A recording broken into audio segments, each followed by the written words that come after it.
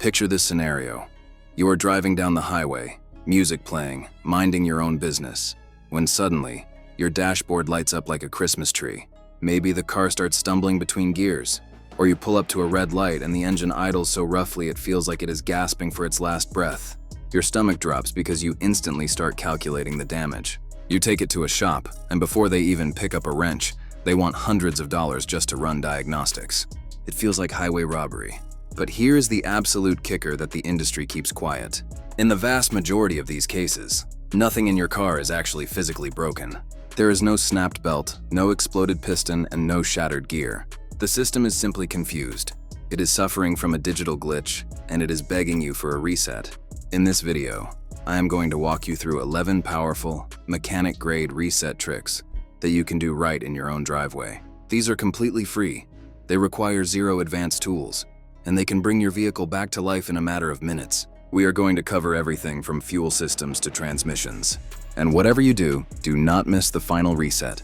It is a secret method that even veteran technicians often overlook, and it could save you from being stranded. Let's get your car running like new. Let's kick things off with reset number 11, the TPS, or throttle position sensor reset. Have you ever stepped on the gas to overtake someone and your car just hesitated? It pauses for a second, almost like it is second-guessing your command before finally lurching forward. Or perhaps you have noticed sudden, annoying jerks while you are trying to maintain a steady cruising speed. These aren't just quirks, they are symptoms. These issues are almost always traced back to the throttle position sensor, falling out of sync with the car's computer. Now, this isn't usually a major failure. This desynchronization happens after your battery gets weak, after significant carbon buildup in the throttle body, or honestly, just from years of daily driving. The sensor develops blind spots and stops reading the full range of your pedal movement. It confuses the engine control unit, the ECU, which doesn't know if you want 10% power or 50% power. The good news is that you don't need a tow truck. A quick manual reset can force the computer to remap your throttle inputs. Here is exactly how to reset the TPS. First, insert your key and turn the ignition to the on position. All your dash lights should be on, but, and this is crucial, do not start the engine. Now slowly and steadily press the gas pedal all the way down to the floor. Don't stomp on it, use a smooth motion. Once it hits the floor, hold it there for about 5 seconds, then release it just as slowly. Turn the key back to the off position and sit tight for about 10 to 15 seconds. Finally, start the car and let it idle for 3 to 4 minutes without touching the pedal at all. This process forces the sensor to relearn the zero position and the max position. You will likely feel the difference immediately, experiencing smoother acceleration, crisp throttle response, and that hesitation will be completely gone. If the throttle isn't the issue, but your car is stalling at stoplights or feels incredibly weak, we need to look at the lungs of the engine. This leads us to reset number 10, the MF, or mass airflow sensor reset. Imagine you are sitting at a red light. The engine is vibrating the steering wheel, the RPMs are bouncing up and down, and your gas mileage has recently taken a nosedive. The culprit is often this tiny sensitive device. The MAF sits right past your air filter and measures the volume of air entering the engine so the computer can inject the perfect amount of fuel.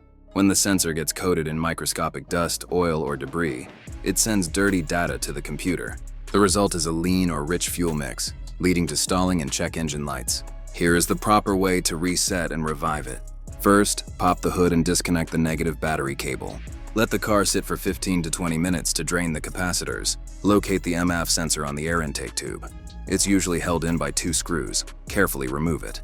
Using a dedicated MAF sensor cleaner spray, and only that spray, clean the delicate wires inside.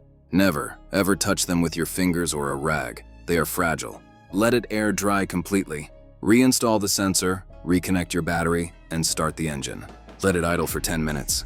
The ECU will now relearn the air density values based on clear, accurate readings. You are going to save yourself a trip to the shop and regain lost MPG instantly. Let's talk about safety. Reset number 9 addresses the ABS light. You are cruising along. Brakes feel fine, and suddenly that amber ABS light pops onto the dashboard. Panic sets in. Is your braking system failing? Is it unsafe to drive? While you should never ignore brake issues, you should know that this light is often a soft code or a glitch. Things like low brake fluid, a battery voltage dip, or even a wheel speed sensor picking up some road grime or mud can trick the system into throwing an error. The problem is, Even if the debris clears, the light often stays stuck on. You can reset this manually to see if the system is truly broken or just confused. Here are the steps to reset the ABS light. Turn your ignition completely off. Locate your fuse box, so check your manual as it is often under the hood or near the driver's kick panel. Find the fuse labeled ABS. Carefully pull that fuse out. Leave it out for about 15 to 20 minutes. This cuts power specifically to the ABS module, forcing its memory to drain. Reinsert the fuse, ensuring it is seated tight. Start the engine and drive slowly, keeping it under 15 miles per hour for a block or two. This forces the sensors to send fresh data. If it was a glitch, the light will vanish, and you have just restored your peace of mind for free. Sometimes one specific sensor isn't the problem. The whole brain of the car is just having a bad day. That brings us to reset number 8, the full ECU hard reset. This is for when your car is acting possessed, going into random limp modes, shifting weirdly, or throwing a check engine light that codes can't explain. Your ECU learns your driving style and adjusts fuel trims and timing over time. But if it learns bad habits due to a tank of bad gas or a dying battery, it holds onto that corrupted data. A hard reset is like wiping your computer's operating system and reinstalling it fresh. Here is the safe way to perform an ECU hard reset. Open the hood and disconnect both the positive and negative battery cables. Now this sounds crazy, but take the two cable ends.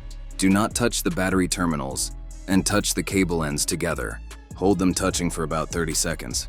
This creates a circuit that drains every last drop of residual electricity from the car's capacitors, wiping the volatile memory clean. Reconnect the cables to the battery, positive first, then negative. Start the engine and let it idle for at least 10 minutes without touching anything. Your car is now relearning how to run from factory settings. It's the ultimate do-over for your engine. Speaking of learning, your transmission is smarter than you think, which can be a problem. Reset number 7 is the transmission control module reset. Have you felt your car slam into gear? Does it hesitate when you need to accelerate or downshift way too early on the highway? This is often because the adaptive learning memory is out of whack. Modern automatics watch how you drive. If you've been stuck in stop and go traffic for months, the car learns to be sluggish. A reset erases these bad habits and restores crisp, factory spec shifting. Here is how to teach your transmission to behave. Turn your key to the on position with the engine off. Press your foot firmly on the brake pedal and keep it there. Now slowly move your gear shifter through every single position. Park to reverse, pause. Reverse to neutral, pause. Neutral to drive, pause. Do this all the way down to low gear and back up to park. Once back in park, turn the key off, wait 30 seconds. Start the engine and drive gently for the next 15 minutes. You are essentially introducing yourself to the car again. You will be shocked at how much smoother the gear changes feel. Nothing is more embarrassing than a car that won't stay running. Reset number 6 covers the idle air control, or IAC reset. If your idle is surging, meaning it revs up and down on its own, or dipping so low the car shudders and stalls, your IAC logic is lost. This often happens after a battery change or throttle body cleaning. The computer has lost track of exactly how much air is needed to keep the engine spinning at a standstill. The fix is remarkably simple. Turn off all accessories, including the radio, AC, and lights. Start the engine and let it idle entirely undisturbed for about 5 to 10 minutes. This learns the base idle. Now, turn on the AC to max and flip on your high beams. Let it idle for another 5 minutes. This forces the ECU to learn how to compensate for the heavy electrical and mechanical load. Turn everything off and go for a drive. Your idle should now be rock solid, smooth, and steady. Seeing the airbag light or SRS light is terrifying. Reset number 5 addresses this. You immediately worry about safety, but often this light triggers because you moved a seat too aggressively and jostled a connector, or because of a momentary voltage spike. While you must take genuine airbag faults seriously, you can try a reset to clear a latching glitch. Here's the trick that works on many makes like Nissan, Honda, and Toyota. Turn the ignition key to on. Watch the airbag light closely. The moment it turns off, which is usually after 7 seconds, immediately turn the key to off. Wait 3 seconds. Repeat this exact process. On. Wait for light off. Immediately off. 3 separate times.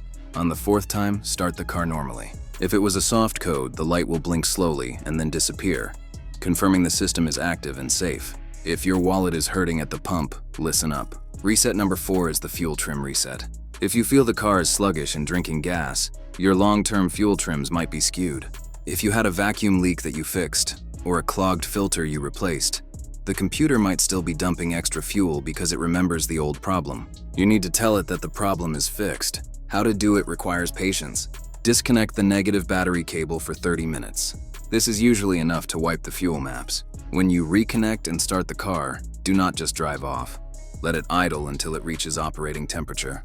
Then, drive it on a mix of highway and city roads. This allows the ECU to rebuild its fuel strategy from scratch, usually resulting in restored power and significantly better MPG.